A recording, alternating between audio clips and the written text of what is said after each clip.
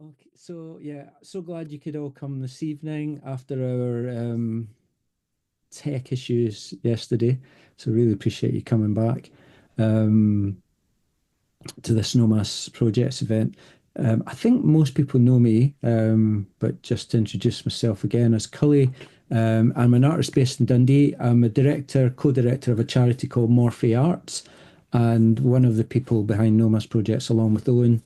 And Owen currently works for the Encyclopedia of Theology at St Andrews University. Both of us are artists as well, so um, this is part of our practice, running Nomas projects and sharing not hoarding is the other project that we do. Um, Nomas is five windows, office windows. It's based on Ward Road, um, and the kind of essence of the value of what we're doing is kind of based on the meaning of the word nomas, which means roaming in search of pasture. And we, yeah, Owen and I kind of really resonate with that as humans, looking for the next kind of source of feeding, culturally or whatever, but also artistically as well. And so that idea of roaming in search of pasture, obviously it's part of nomadic culture, to be making use of what you have, sharing that with others. And so we had five office windows. So let's see what we can do with them and use the opportunities. And our aim really has always been to um, I suppose just take the opportunity to investigate the role of art in society. What is the artist's role in society? To engage with ideas, particularly learning from the experience of other people, and then just be part of a relevant conversation um, in the arts in Dundee and beyond. So that's just Noma's projects and our values. I say it most at the start of most talks, and it still feels, yeah, it's still something that when every time I say it, I'm thinking, yeah, that's what I really believe in. Um, I'm still passionate about it. I'm just going to introduce Susie to you, and she's often known as Susie Rose Dalton, and that's probably quite nice way to be remembered, isn't it? As including your middle name. I presume it's your middle name, which I just It is. realised our daughter Farah has a middle name Rose as well. Oh, yeah, it's a good Yeah, middle name. yeah, I um, started I started using it because I was working like professionally with kids and then doing art kind of separately. I was like, how can I differentiate between these two things? And my imagination didn't stretch beyond just including my middle name in the art side of things. So yeah. It's nice though because it does have that. It does have a nice ring to it, and it's memorable in that way as well. But I first encountered Susie through seeing her work at our masters show. Um, And at the time, I didn't know who she was, even though I found out that she was actually very well connected in Dundee in her time studying there. And but I was really fascinated by her work. That included a bronze casting of part of a floor. Um, and I'm sure Susie's going to explain a bit more about that. But it also had the kind of digital lighting display as well. And I really enjoyed the combination of the very different mediums. And yeah, so it was in my mind. And then sometime later, I was part of an exhibition that Lada had organised at WASPs, and Susie visited. And then in the process of our conversation, I discovered that it was her who had made the work. And it was really nice to be able to kind of um, express my like of it without knowing who the artist was. It felt like, oh, I genuinely like that work, and then find out who did it. And then that then began the journey of us talking about an exhibition at Nomas. Um, as you may or may not remember, the current theme at Nomas is around the idea of materiality. And because of Susie's work, as we're about to discover, if you don't know her work yet, and the values that she processes her work, she's just really another ideal artist for us to work with. Her first degree was in archaeology, and then that was in 2014. Then she did her master's in fine art at Duncan of Johnston. That was 2022 to 23. And she's currently undertaking a practice-based PhD in Belfast, researching the contemporary archaeology of dance. More on that later, I'm sure, from Susie. Um, one of the but just in terms of exhibitions, she's exhibited a couple of times last year, one at Flux at Callender House in Falkirk, and then Beyond Clay was part of the London Craft Week at Batsford Gallery as well. And then she was part of the Visual Arts Scotland Centenary exhibition at the Royal College of Art. That was also 2024. She was part of Mind the Gap at Generator Projects in Dundee 23. The summer exhibition at the Royal Academy in 22. I hadn't realised that, Susie. Well done. And and then an exhibition in Texas, part of the Greater Denton Arts Council. That was in 22 as well. And then in 2022, she was part of an exhibition called Personally, I Would Never Do That at South Block Gallery in Glasgow. And what we discovered when we were putting together the show for Nomas was that it is an iteration of that exhibition. And again, Susie's going to explain that. So ultimately, the exhibition is called Bare Bones. It exhibits ceramic records of human life, including remnants of a clay floor used as a stage in London, a London theatre, and then porcelain casts of human wear and tear accumulated over decades inside Dundee's Art College. Susie's work explores human transience and the records we make in our environments. Um, so yeah, we're looking forward to hear now what Susie's going to say, just in elaborating and all that. And then, as usual, we'll have time for discussion. If questions come to mind during the talk, put them in the chat, and we'll come back to it. And we're a small enough group, really, if we want to unmute at the end and ask questions that way. So I'll just give you a warm welcome, Susie, and over to you. Thank you. Thank you so much, Cully.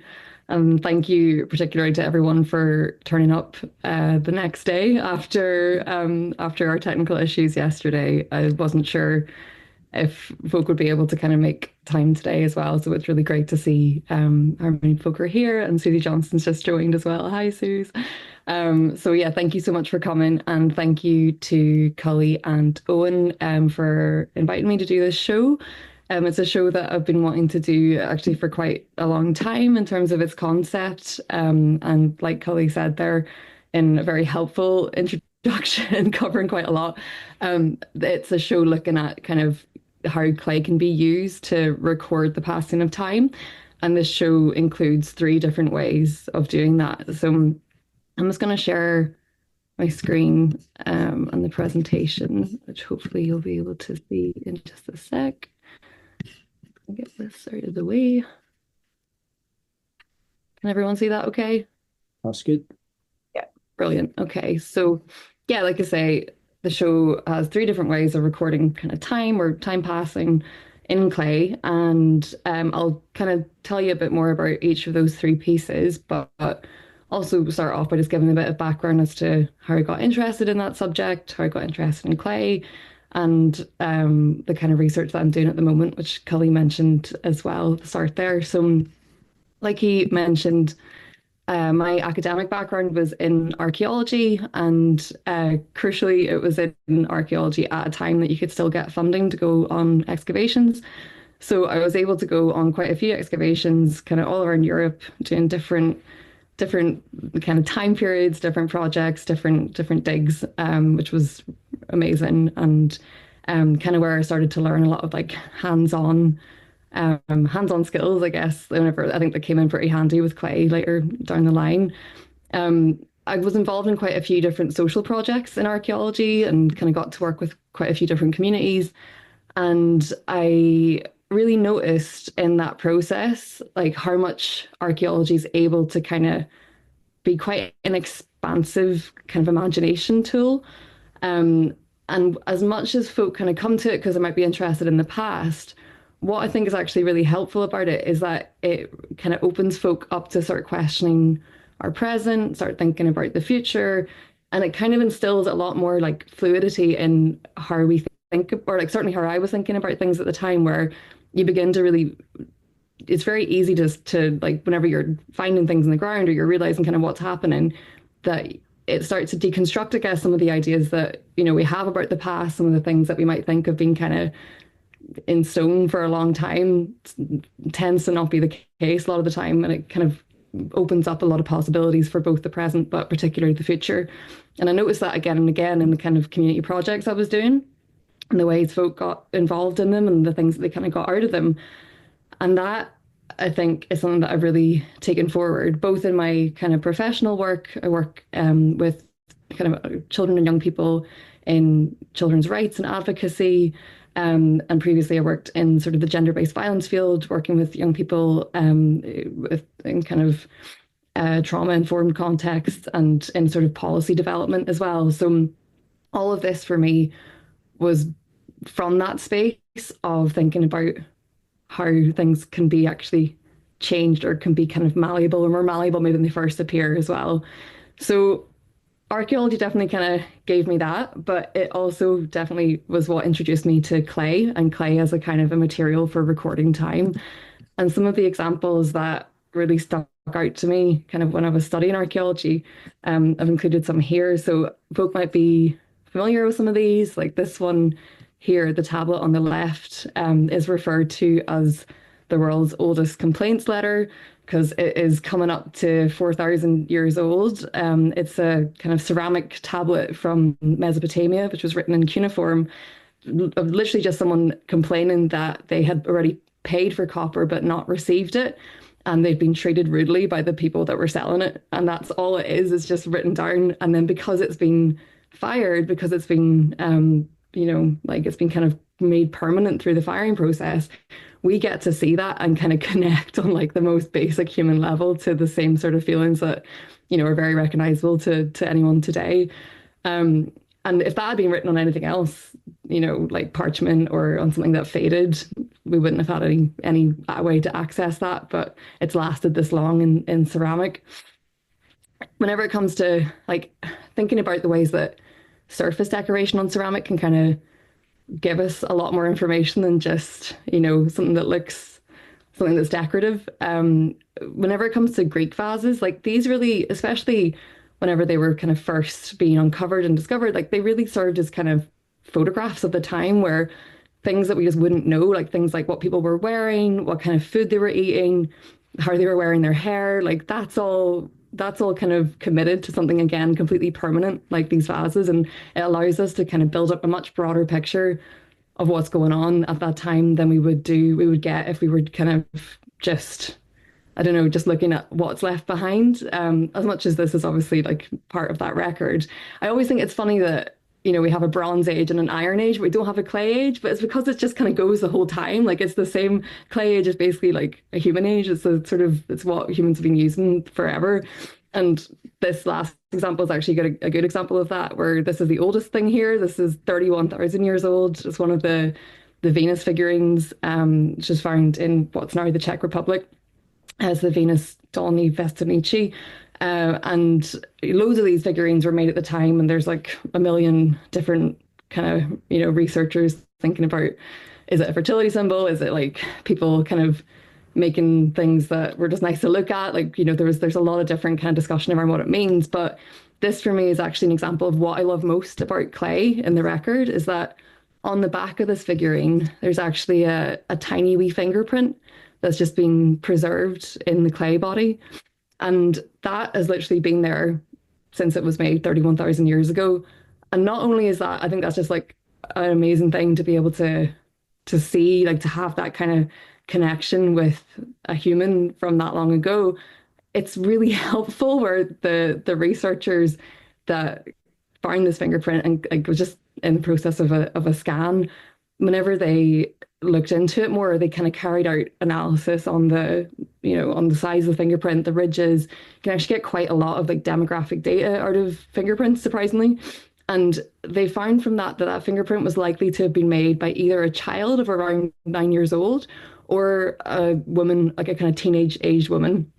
So that really like opens things up in terms of thinking about who's making these figurines, because they do think that that fingerprint is probably from the maker rather than just an accidental fingerprint, because there were quite a few other finds on the site that had kind of consistent basically fingerprints at the join marks of things where, it makes sense that it's the person making those objects that are leaving those fingerprints. So stuff like this, the fact that you can kind of have this recorded touch 30,000 years later is why clay, I think, has such a power to, I don't know, communicate the length of kind of human history and the length of time that humans have been living, doing their best. So this is my one of my favorite kind of finds, through the archaeological record. And it was found 100 years ago this year. So it was definitely, I think, in archaeology that I started getting interested in clay. And like I say, I was sort of working quite a lot at this point, I was working with young people in women's aid, and I just started doing kind of like basically evening classes in clay on the side, and I found it a really helpful kind of balance, I think, where a lot of the time the work I was doing was, looking at kind of working with young people on policy, working on legislation, takes like 10, 15 years to see any discernible change, as much as like it's really important work, and it's really valuable work to kind of to be making those changes in legislation and national policy. It really doesn't have any kind of like, you're looking at kind of more of a generational change than you're looking at, anything kind of in a less than 5 year span. So, and I always find that frustrating for the young people that I worked with as well. And I think it was really helpful just trying to balance it sometimes with things that were like immediately changeable in your hands, and clay is one of those things. So I was able to kind of bring in quite a lot of that creative work into my work with young people as well. But I started getting more and more into that kind of, as like I say, as a bit of a balance. And I ended up doing an apprenticeship in pottery up in Cromarty in the Highlands. And that was a really, really valuable experience for me. It just kind of really opened up a lot of what was possible with clay, and just kind of the potter there, her name is Berbel Dister. We're still really good friends. Like, she just has so much joy when it comes to making that was just very infectious. And it was also really valuable to it was the first time I'd really seen like a working artist's life. And I think that was really formative for me as well, just kind of seeing how she went about her daily life. So I started, I'll just pause this for a sec because I want you to be able to hear the noises of it. But I started, I guess, kind of making more or using clay more as like a storytelling tool, maybe, than just sort of something to use or to look at. I started trying to think about where clay could branch out a little bit as a material.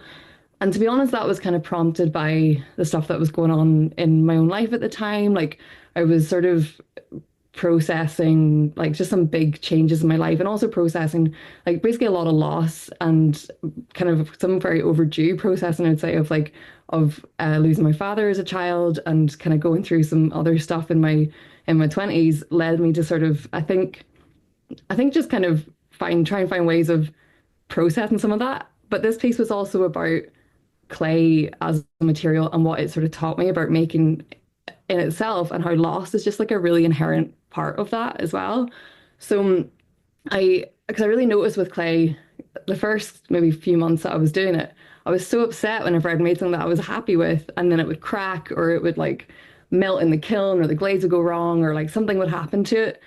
But then it became just like a really integral part of making that. It was just like, that's just, you just can't control that. That's just part of it. And that's not the point of doing it. It's the process that is actually the enjoyable thing. So I wanted to make this piece that was looking at some of that and trying to have a bit of fun with the idea of like loss just being built into the making process as well. So over the course of 10 days, after making these 10 bottles, I cut them down and satisfying breaking noises.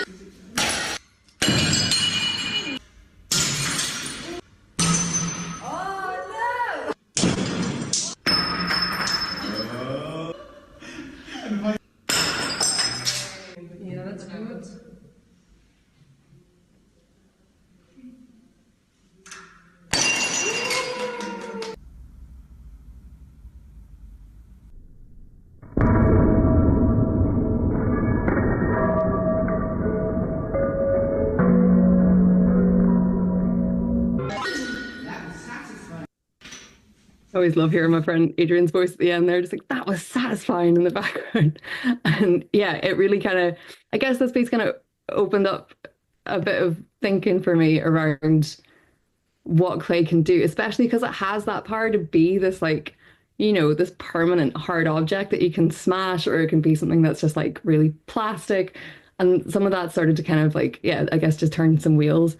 And I'd planned for after that piece, the 10 Green Bottles piece, I'd planned because I was just really loving working with clay and I wanted to do a lot more of it. But stuff with work was so hectic and like things, I don't know, I just couldn't really get the time that clay needs, which is never, unfortunately, clay never just needs like a full day where you can go and make loads of work and that's it. It needs like a few days in a row where you get it from one stage to the next. It's drying out. If you don't cover it up, it's going to crack. Like it kind of needs a lot of attention, which is why it's like that's kind of a good thing, I think, in many ways. But I just wasn't really able to do that at the time. So I really wanted to make a piece about how I was really struggling to find that time. And I'd planned to do a 24-hour durational piece where I was just like interested in how much work I could produce in 24 hours. And it would be work that like I wouldn't fire, I wouldn't kind of trim. I would just produce as much as I could and then stop once 24 hours was up. I'd planned that piece and I'd planned it kind of as a sort of I guess performance piece or like a kind of durational piece for the 22nd of March 2020. So that was a great date for having any plans. It was actually ironically the date that the UK went into lockdown. So I did not get to make that piece. And then basically as the year kind of went on and like it seems mad. I don't know if anyone else is finding that it's been 5 years since then. Like I find that really hard to kind of wrap my head around. Um, but it just like, I mean, as for many people, just became like slowly became just like a very difficult year and very difficult time. And I by the time the kind of a year had passed, by the time the kind of anniversary came around of having wanted to do that piece, I was really not in like it was just I just had like a very rough kind of depressive episode, I guess, and was really burnt out as well with the way work had been and with kind of just the state of things really at that time. And I was very isolated and kind of was just really struggling at this point. And but whenever I realized that this kind of anniversary, this year anniversary was coming up of wanting to make that piece about how I had no time, which felt really ironic by this point. I wanted to try and like I think do it, make something that I guess in form was similar, but was more about like the difference that a year had made to the concept. So could definitely didn't have the energy at this point to do 24 hours, and I'm kind of surprised in hindsight that I had the energy to do 16. But I just spent a day, like a weekend day, kind of from waking to sleep, preparing clay and then throwing the same shape with it. And I threw 101 cylinders, which are really hard to get into one photograph. Like, I do not have any photographs of all of these cylinders apart from now at Nomas, because this is one of the works that I'm showing at Nomas. This is one of the first ways that I've been thinking about trying to, I guess, translate an experience or translate the passing of time into clay. And obviously, this is 16 hours of my life, like a full day of my life in kind of clay form. But for me, it's actually more useful now, 4 years later, and that had its 4 year anniversary while being on display in Nomas. It's a really helpful kind of physical piece to look at and think about the change in the 4 years since, and the kind of bittersweetness of like having a sort of memory of that in physical form as well, of how this work was made, why it was made, and what was going on at that time. So it for me has been quite a useful measurement of time. But I think just even like I say, as a full day's sort of container, I think it's just one way that I thought I could show that clay can kind of hold all of that in physical form. So that's kind of the main piece that I'm showing at Nomas, and I was gonna say it's a slightly challenging install job, but it actually went pretty smoothly for me and Cully, so that was good. Um, so that's the first kind of way of showing clay as a time recorder. And soon after I made that piece in 2021, again, something very linked to lockdown for me at the time, because I was living alone and I was quite isolated, I noticed how the sunlight coming into my living space, like I was much more attuned to that than I'd ever been before. And I was much more aware of the way it kind of moved around. And like I would notice it not being there or when it was there. And I wanted to find a way of trying to record that and record kind of how much of a relationship I think I had with it at the time. So I made a porcelain tile for every day that had like since the start of lockdown at that stage. Um, and then coated them with cyanotype, which I'm sure many folk have used before. It's a kind of printing solution that turns blue when exposed to sunlight. So having these kind of all around my flat and being able to kind of record the different sun coming in different times meant that I was able to actually get a full sort of set of what felt like that duration in time, like that kind of, seeing it all together made me kind of realize, or I guess again, be able to process to some extent just how long this has been going on for and kind of see both that full body of time, but also the variation within and kind of how much there was that individual sort of, day by day change as well. So I then also use that process, same kind of combination of materials, porcelain and cyanotype, in some work I made last year, which was for the London Craft Week show that Cully mentioned. So instead of kind of having these little small individual tiles, I tried to do or made these kind of 12-hour recordings using a clock mechanism. I'll show you how this works. But yeah, basically exposed things over 12 hours to the sunlight. So hour by hour, they would kind of turn the blue that corresponded with the intensity of the sunlight. So this video is quite, well, it's like a minute and a half. So that always feels quite long to me. I think this but I'll let it play so you can see how it works. And also, actually, I should say, so I was planning initially. I really wanted to make this work, having the kind of the 12 hours, but I was planning initially to do that on a kind of linear, like make a sort of almost a ruler out of clay, and then expose it hour by hour along, like on a kind of linear sense. And it was ruining my life where I was like setting an alarm for every hour to move this thing along. And I was like, this is actually going to be impossible to do for 28 days. It's going to be terrible. And then I remember, I'm sure a lot of folk here will know Callum Wallace, like very familiar around Dundee. You probably know Callum and Rona. I was complaining to Callum one day about how this work was ruining my life, and I was like, oh, if only there was like a motor that would turn or that would kind of move things along, to about over 12 hours. And he was like, oh, like a clock. And I was just like, wow, that is I wish that my brain worked in such like straightforward. Obviously, yes, a clock is exactly what I'm talking about. Like, geez, I can't believe that took so long. But so shout out to Callum Wallace for a massive, massive breakthrough there and the saving of my sanity, to be honest, over those 28 days. Um, so another way that I tried to use clay to kind of look at the passing of time, or I guess just kind of like what happens to clay over time as well, so I had this show called Personally I Would Never Do That in South Block, which had a few different kind of installations in it. And this was one of them where it had a stack of kind of unfired porcelain shirts that broke down over time under a dripping tap. So this dripping tap was going on for 2 weeks. The exhibition was open. And slowly over that time, the shirt's kind of hollowed out and caved in. And again, it's just that kind of something that I would love about the material of clay, that there's so many different things it can do. Like this is far removed from that permanent record, like cuneiform tablet that we saw, like, a few slides ago. This is like such a fluid state. And like that's, I think, the thing that I find most interesting about clay. It can hold shape, but then it can go back to its sort of most plastic form.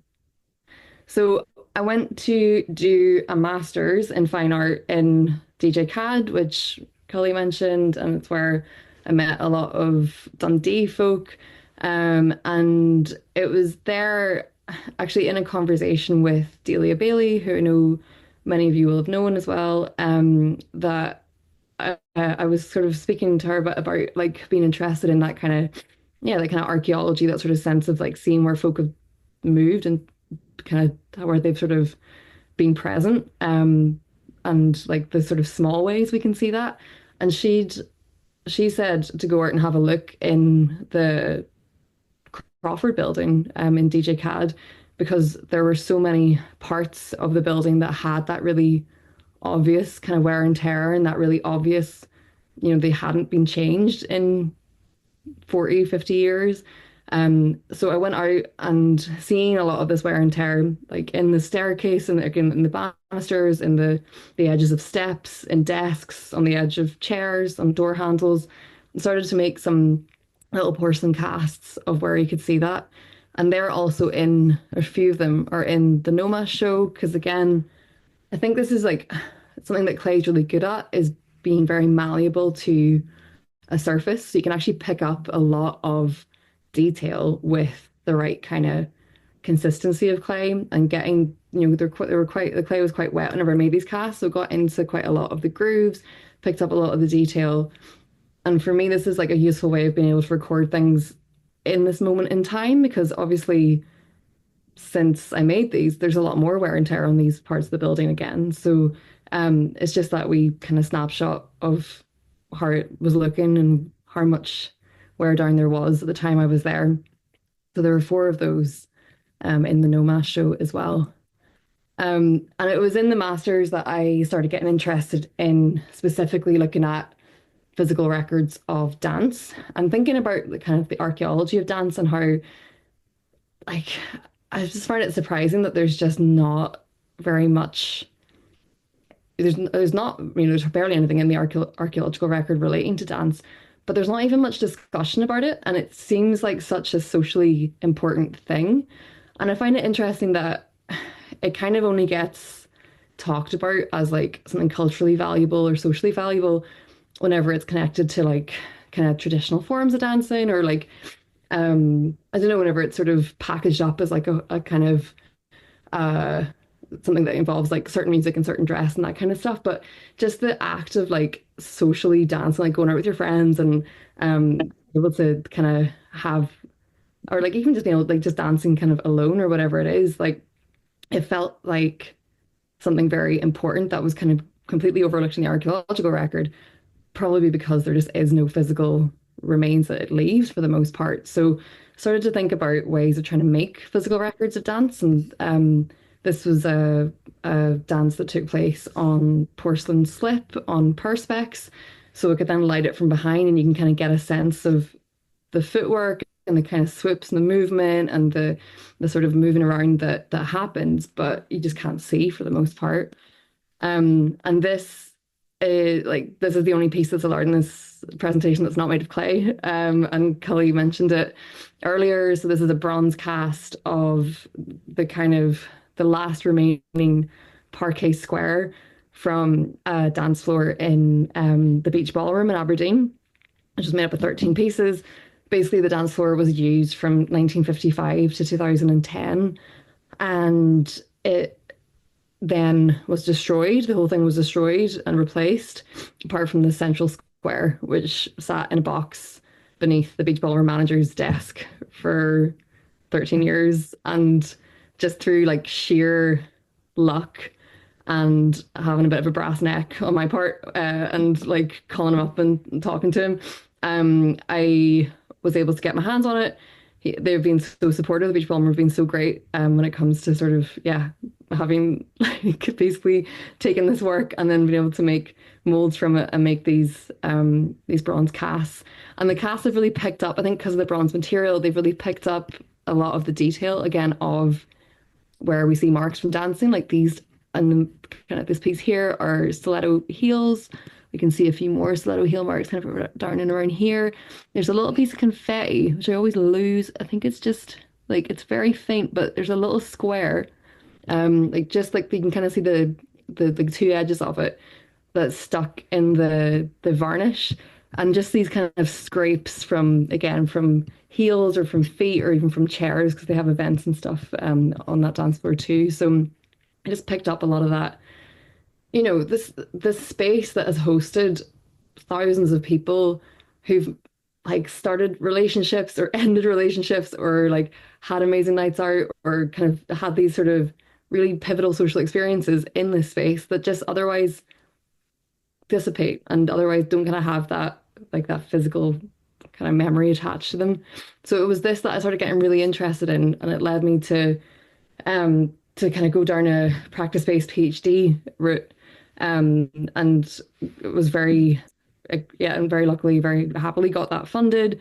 So now I'm undertaking that with Belfast School of Art, although still living in Scotland. So my I'm kind of like half here, half there. So my kind of average address right now is the Irish Sea, and it's like constantly on the Stena line going back and forth. So, but I'm absolutely delighted to get to spend the next few years thinking about how to make these kind of physical records of dance, and I'm also going to be working a lot with different communities to do that. So this leads me to the final piece that's in the Nomas show, which is a chunk of floor, a chunk of clay floor that came from the Tara Theatre in London, which is a South Asian theatre in Wandsworth that's been going since the 70s. And they use a kind of clay earth floor as a stage for kind of traditional forms of dancing and performances. And it just gives like it has a really lovely sort of warm feeling in the space because it's a really intimate wee theatre. And again, just through sheer luck and through sheer, like, yeah, just calling somebody up again and having a chat, I was able to um, go along to see this floor being removed or destroyed after 8 years, this floor being used for 8 years. Um, Seeing that get destroyed and removed and then be replaced with a brand new clay floor, which was pristine and beautiful. And I've got a wee video of it in a second. But seeing it and getting actually my hands on loads of the chunks that came out of the floor and bringing them home with me, which is great. Another box full of like heavy, crumbly stuff. Amazing. I was really delighted to kind of see just how much detail and how much wear and tear there is, and these kind of like intentionally stage directions that have been kind of committed to the clay. So just seeing that like 8 years of performance kind of compacted into this like pretty big kind of 5 meters by 5 meters stage. So some of that floor, Kelly's Nomas talk. some of that floor is also on show in the Nomas show as well. So another way of clay kind of showing, in this case, 8 years of performances and dances that happened on it. And before it was removed, I was able to do a bit of photogrammetry on it. So kind of photographed every inch of it. And this is quite a lo-fi, like it's not a super high quality, but I just wanted to share it as kind of just like where things are at with visualizing this. This is the floor before it was removed, and you can kind of see just like, especially with zoom out, you can just see how much wear and tear there really was in it and where, that's kind of concentrated. And with photogrammetry as well, you can do kind of comparative depth analysis where you can see where certain things are, where things are lower than others. And from that, we can see a lot of these tracks of where the majority of the footfall and the majority of the wearing has been. So I was very glad to get this kind of record of it before it disappeared, because to me, it feels like just a very rare opportunity of something that holds all of that kind of dancing and all of that performance that happened on it. And then something that I'm really keen to try and do in the PhD research is create these kind of physical records of a lot of dance floors. And I'm trying to kind of do that in as high detail way as I can. So this is dental putty, which picks up so much detail. And I'm making these kind of surface casts of different dance floors, particularly because so many dance spaces are closing in the UK. Which is due to like a lot of different factors, like obviously cost of living, and energy prices for clubs, and the way that kind of land is being bought up, like, and clubs are not able to sort of like I don't know, there's just so much pressure on these spaces that especially like spaces that are exist for social pleasure that does not get kind of prioritized at all in any shape or form. So a third of all clubs in the UK have actually closed since 2020, which is a really mad statistic to kind of get your head around, I think. Like, and it's also a lot of young folk aren't going out as much, but again, that's because of cost of living stuff as well. So it's just trying to think about how to make this kind of library, this kind of record of places before they disappear forever and before we lose these spaces. Because I really think not having those spaces is like has huge knock-on effects like for for people's well-being. And something that I'm really keen to do whenever it comes to working more with communities connected to these dance spaces is looking at making kind of clay dance floors. So thinking about, this kind of the way this new clay stage was constructed in the Tower Theatre, thinking about how we can do that on a sort of dance floor size and form, and thinking about how we can do that kind of, or like what that would look like for different kind of dance spaces or different kind of environments as well. So to sort of summarize, because I'm sure I've gone way over time as well, um, those are sort of just like in the Nomas show at least, those are just three ways of exploring this idea that clay can kind of capture an experience or capture a whole bunch of different cumulative experiences over time. But I think they're like that's just a little like tip of the iceberg in terms of what clay can do. And like I say, it's just been such a kind of consistent material for humans through time. I think there are so many ways that you can kind of use it to think about time. And I think in particular with these three pieces, they're all made of unfired clay. Like not one of these things has been fired. And it's, that comes with its challenges where this honestly, I have like moved house and studio, I think maybe 4 or 5 times since this piece was made.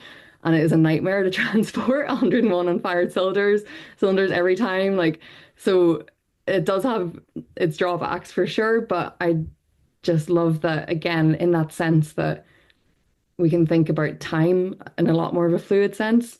Clay itself, before we fire it, can hold shape, but then return something completely new and completely different to what we can kind of see in these forms.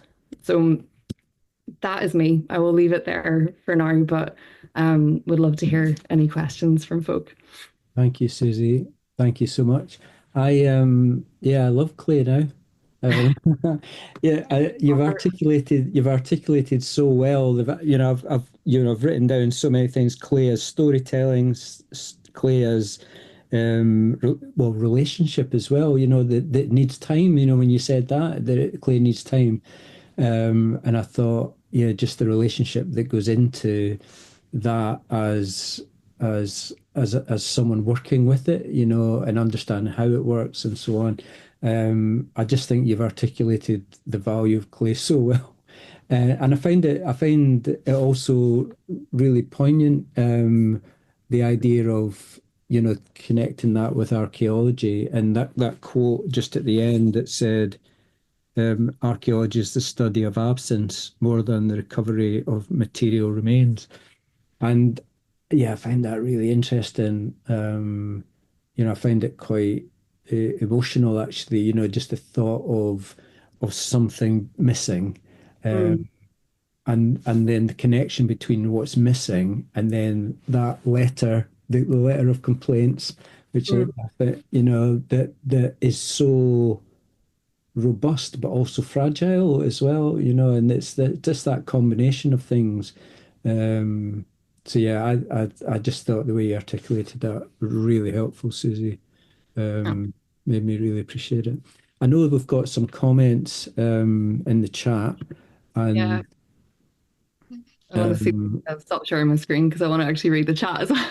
yeah, um, yeah. Interestingly, the way you talked about Clay, so Dan's left. I think. Yeah, he's just said he has to leave. Um, is Dan gone? Yeah. Oh no, you're still here, Dan. Yeah, because it reminded me if you ever hear Dan, he's finished his PhD and he talks about paper as a material, and you talking about clay reminded me of that. Just the versatility and just yeah, the the ability for it to be used in so many different ways. Um, Because there's so much value in, like, I love the fact that we do have these permanent records from fired clay, and there's so much that we wouldn't know if folk hadn't fired things. But it's just like I also feel like clay, unfired clay is underrated, you know, like it can do so much in terms of holding its form and not needing to be fired. And also it's a more faithful if you're using it to cast things or you know, for those dance floor casts, if you fire it, it shrinks and it changes. So it's a more faithful representation if you're not firing, you know, it doesn't shrinks, like only shrinks a little bit. So um yeah, I think there's a lot of untapped potential and mhm. like there's no need to fire things, you know, Yeah. unless you really have to. I think Peter Liversidge had an exhibition at the fruit market where he'd cast certain things, fruit of, I know he had fruit, different things, and they're always slightly smaller than, when you Yeah. cast it, it's always slightly smaller than the thing. So you had the two together, but they looked identical, but one was slightly smaller, so you could tell which one was the cast one. Um, Chris Miller's just got a question. Can you see that one, Susie? I know Is it's not it? a dance floor, but do you know the Impressionist No, I painting? don't. I don't know that painting. I'll have to look it up. Might be worth looking that up. It was also interesting what you were talking about your PhD in terms of the research. Are you bringing the nature of dancing as archaeology as well? And that record, is particularly the social. Um, the social record of that. I mean, there must Yeah. be research on dancing as a social record, even if it's not specific in the object of the floor. It's funny.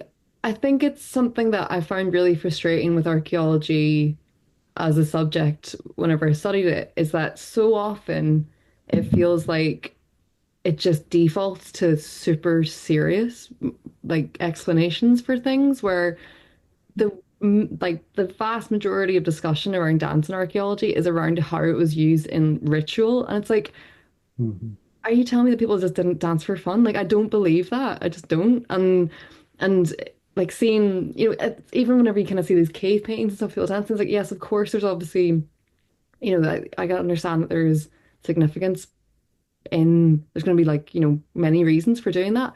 But I'm just Mhm. like, like it's not as if dancing only became fun recently. Like, do you know what I mean? It's like it's always been, there's always gonna, I just can't really imagine the time that there wasn't a role for dances like as something fun and sociable and expressive Yeah. as well, you Yeah. know? So Yeah, yeah. I mean, you've obviously got the funding to do the research, so someone's obviously thought this definitely needs some investigation. So Yeah. that's great. I can't help but think of Footloose, the film Footloose, because culturally, they weren't allowed to dance, and it's just Yeah. But showing my age maybe. But it's the same in like in Ireland, there still exists a law that was passed in the 30s that prohibited anyone from hosting dances that didn't have a dance license. And Right. that meant that, you know, most places obviously didn't have a dance license. And it meant that Yeah. folk were having like secret dances in their house. And then like there was a story I was hearing recently from someone who's working on this that like as her great great granddad, I think, who had been in one of these kind of illicit house parties, and a wee boy who'd kind of been sent out as a lookout came running in to tell them that a priest was coming.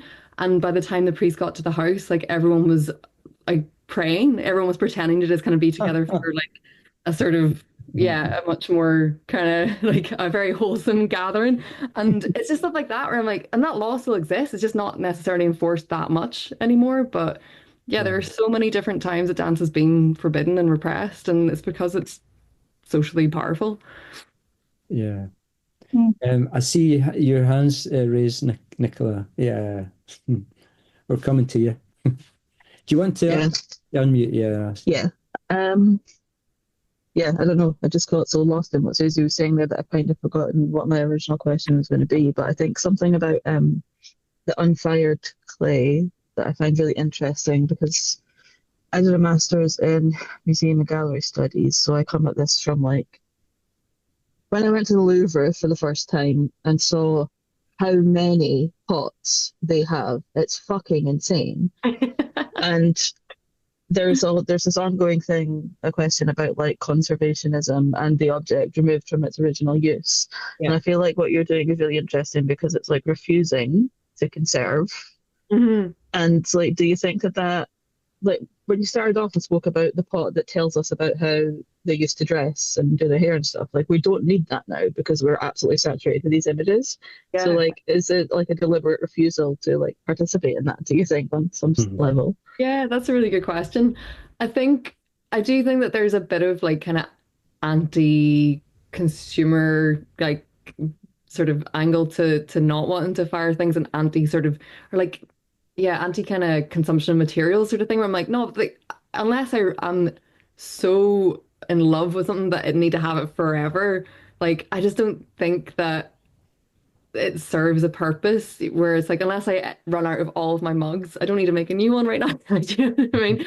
And I think there's something about yeah, like I think just engaging with it as a material that can renew because I think especially like as you know, kind of showing you with pieces that have lasted a few years without like you know like and still have their form despite being made from unfired clay, like it can actually do a lot better. It can last a lot longer than we think a lot of the time.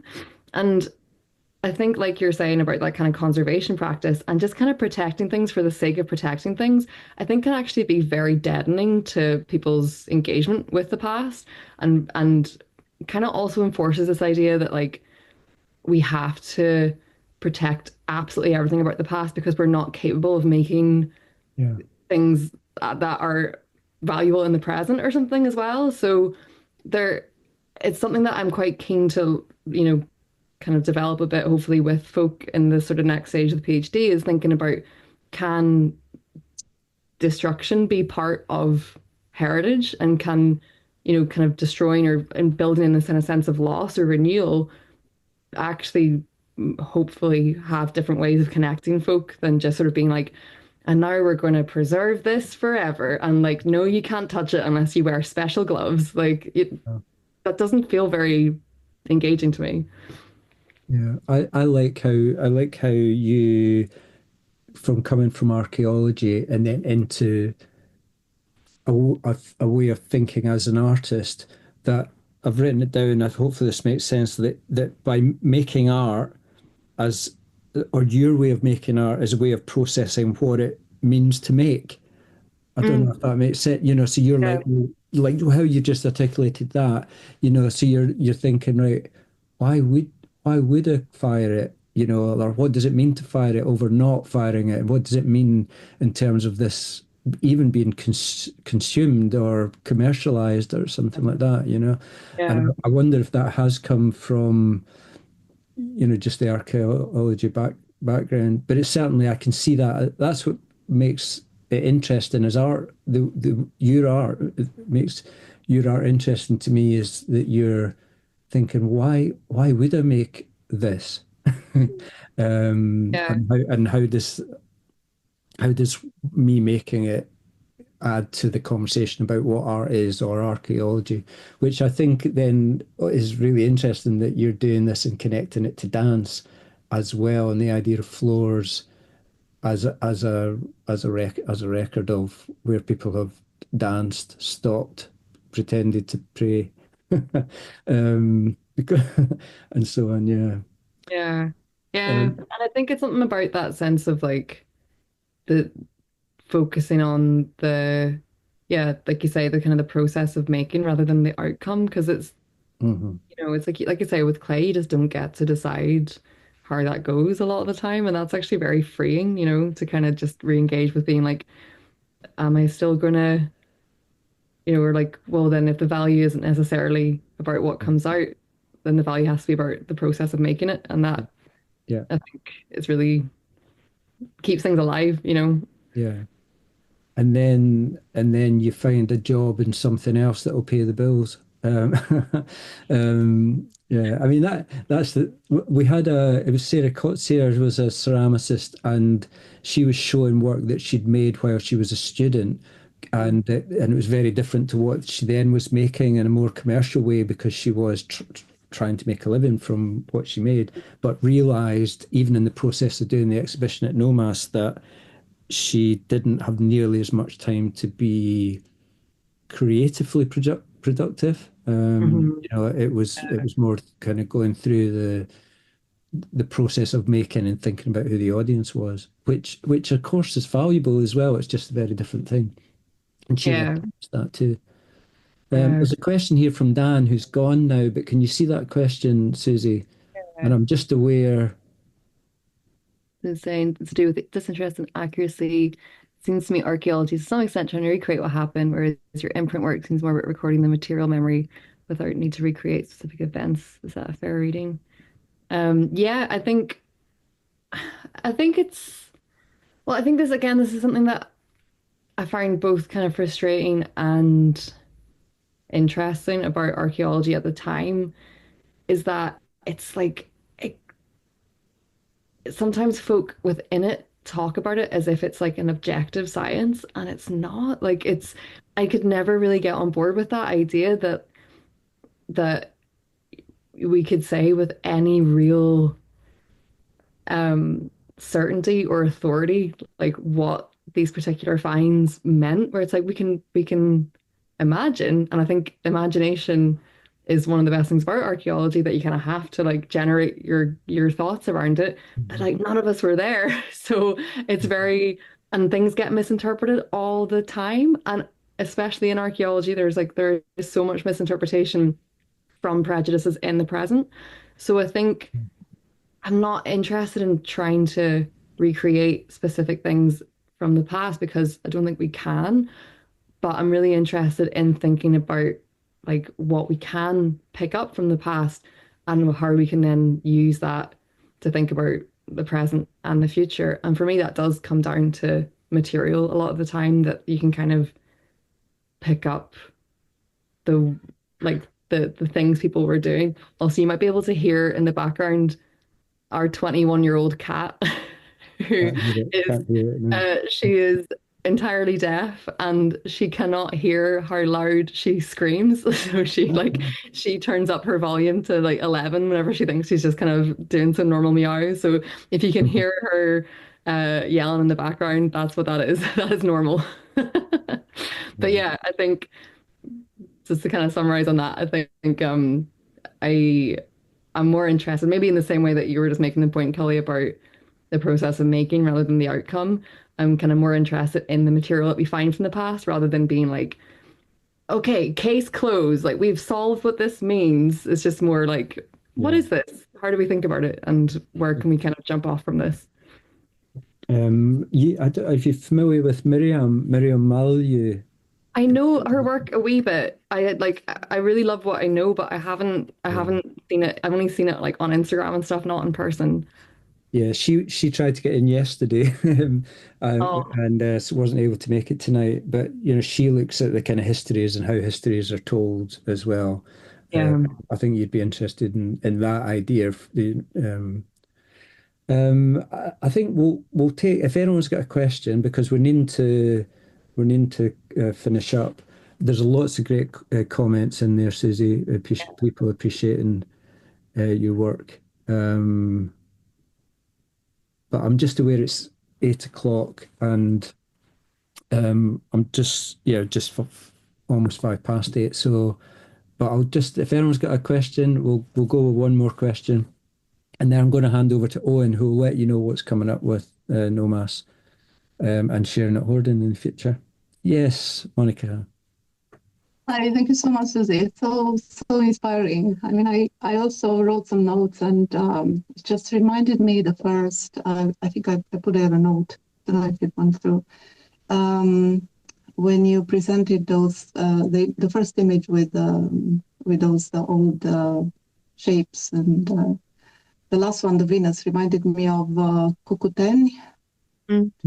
culture, which is considered the oldest civilization in Eastern Europe, like Romania, Ukraine, and Yeah. India.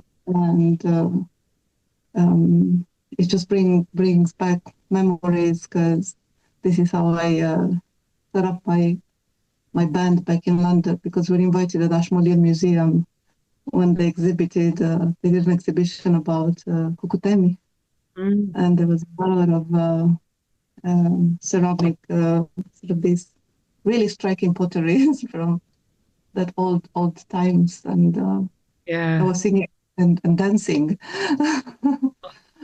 Yeah. around the exhibition. So yeah, it's Thanks for yeah, sharing it that, brings Monica. me. And this is it, right? About like again that connection of just, and the thing that I love so much about that fingerprint on the Venus figurine is that, like it's a Mhm. young person's fingerprint. Like someone really young has been involved in making that. And in terms of like the kind of wider assemblage of finds there, it's like there were loads of little animals made. They were fired like kind of really really kind of coarsely, so that a lot of them cracked and stuff. And it's just like again, for me, I would love if sometimes like from an archaeological perspective that there was just a bit more, or like, I think there's just a bit more to human activity than it like being a very serious ritual all the time. It's just like young people making things and expressing themselves and like making probably a bunch of things that we'll never get to see because they didn't get fired. But Hmm. what we do see like just gives us a wee flavor of, yeah, of like you say, these civilizations that existed so long ago, but we're still finding ways to express themselves in quite similar ways to us in many Yeah. respects. Do you think Yeah, and we? also, Oh, mm, sorry. No, you sorry. go, Monica.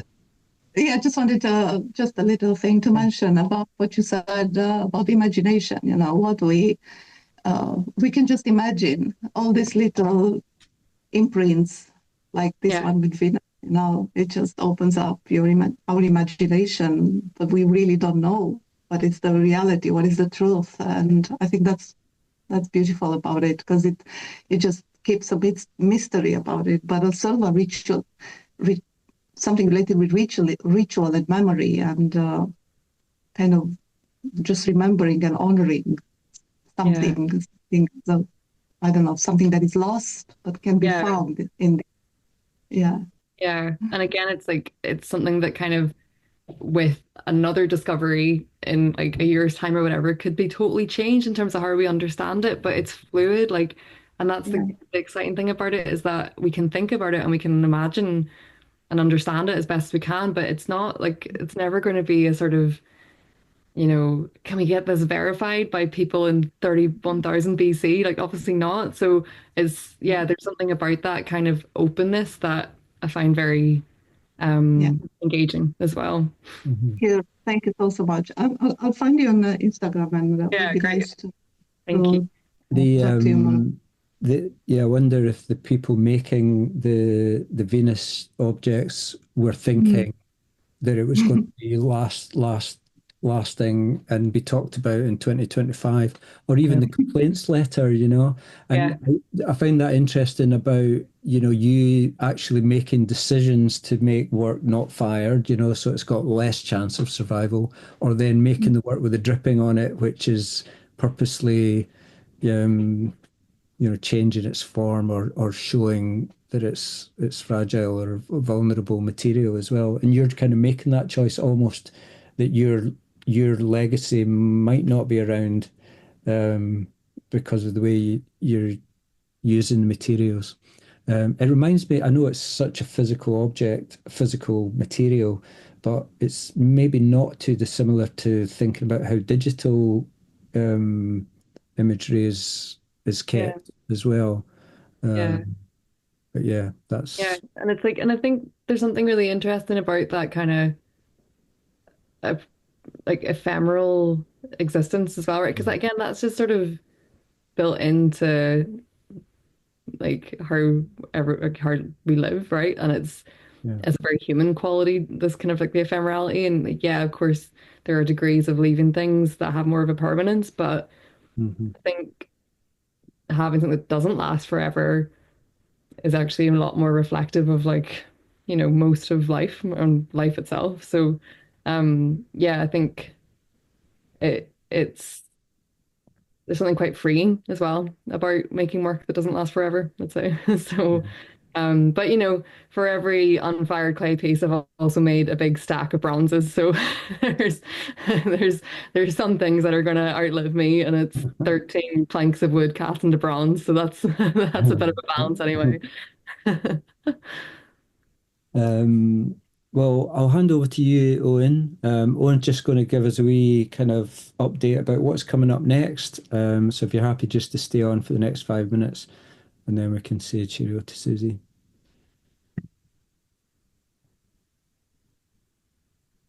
Thank you so much, Susie.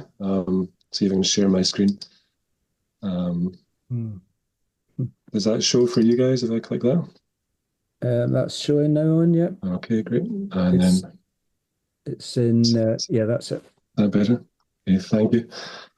Wow. Okay, well, sometimes we don't get to see the shows as they're installed, so I got a few shots of it. And Cully and I were both commenting on the beauty of the shadows, which I guess, given that you were sharing with us about the nature of light and of time passing and of the cyanotype works, and is even more resonant. And for me, it was like a kind of vitrine or a museological piece when we see it in the Nomas windows. And yet I loved the kind of minimalist presentation of it.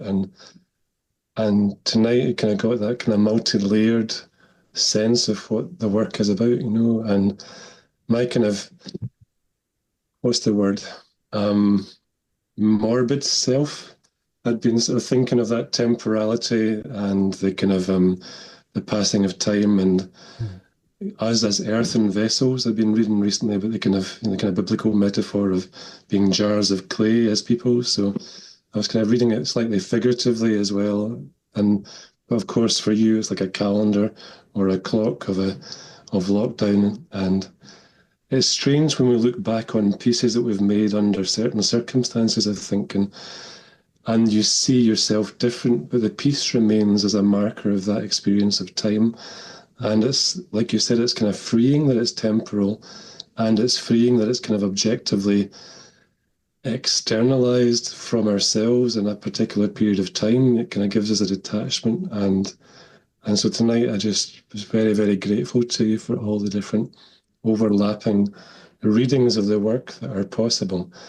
And for me, I kind of went totally morbid and was thinking of it both kind of as a vitrine and a museological piece, and as an ossuary, like for a collection of bones. And that got me to thinking about clay and grief. So here's Susie's statement from the Nomas page that she shared with us, and the durational performance. But I found online a literature review on clay and grief because I was in that morbid space. Even though the work is beautifully minimalist and very kind of conceptually led, but what this artist in the States had done as part of her research was a literature review in relation to clay and grief, and a lot of overlap in terms of what you had said yourself about the kind of, it involves a kind of investment of touch. And actually, in an art therapy context, which was her background, it kind of both drew people in and it gave them time and space. And others really, really rejected it. They didn't like it's, they had to impose something on it. But she really spoke strongly about that kind of working and reworking and destroying. And it seems to be like a very formative medium in terms of people's response to grief, and that was in relation to time, and your archaeological part. That was my kind of non-linear kind of path through your show. But I love the way that it said it's a kind of means to release of intense emotions and reparation through reconstruction, and of course not knowing how that was kind of framed for you personally when you were wanting to make it and lockdown hit. It seems even more resonant after that. But it's an interesting literature review. The link is there. And I was also conscious of a quote we've used in a couple of previous shows from Duchamp about the kind of art is not what's kind of made especially, but the attention that we give it. And I felt that through your work, we've been really made to think about that. What attention are we giving to our life and to time, and these kind of themes of temporality. And my father was an Irish folk musician, and he was right into kind of those moments of kind of wild partying. But it was like I wanted to do photography or art to try and pin things down. But the older I get, the more I like those ephemeral moments where it can never be repeated. It's just a very, very special thing that happened in that time. And so these fragile things that you've moved and shifted 5 times, kind of carry that to me as well. So, and of course, that temporality and fragility is something that seems to be going through a lot of the work at the moment that we've got on. And if you are down, and if anybody's able to come to Dundee and they're opposite the train stations, they'll see Angels of the Invisible Front. I'd say Sito, and his work. He's an Edinburgh-based artist, but he's been working in Ukraine, and he's capturing these temporal moments where people are intervening, especially in the lives of children, and trying to keep kind of sanity and normality. And it's often women that are just doing these things to kind of bring a context. So he's documenting the effect of that, of war on children, and alongside child voice. So you've got kind of sort of transitory nature of human existence and suffering. And then, of course, in a kind of more environmental aspect of that, we've got Adi Adesina's work, and these beautiful prints there at Sharing Not Hoarding. And so we've got 16 prints of Adi's work, and it's just, again, that kind of fragility of the natural world and the kind of the care that we need to show for that. So these perspective shots, and if you are able to, even folk that are using Ember, we're not on commission from Ember, but if you stop in Slicer Gardens, you'll get a free art exhibition, thanks to Adi. And so it's rare to get it so quiet. So these are here. And then our next show at Nomas is our graduate prize winner. Each year we select kind of strong work that we see in the degree shows, the undergrad degree shows. And so we're really pleased to have Brooke Milliken showing with us. And you can find her on the Working Class Artists Collective. So she's down in Edinburgh, but she's looking at the kind of identity and politics and kind of how marginalised communities kind of coalesce and work together to survive and thrive. So quite philosophical, and hers usually a lot of time-based methods as well. So a lot of overlaps with Susie's work, but formally completely different in terms of the expression of it. So we are just well fed. We say that almost at the end of every show, but our kind of gluttony of wanting to be artists roaming in search of pasture has very much been, I just feel very blessed by what you've shared with us tonight, Susie. So sincere thanks. For people that are new to Nomas, you can join our mailing list. Just send Cully a private message on the chat. And we will spam you once a month with an update of the next show or whatever's happening through Nomas. And we promise to be very discreet and nothing's ever shared. And you can see our websites, nomasprojects.org and sharingnothoarding.org as well. So thank you all for taking the time, and apologies to you for yesterday's technical glitches.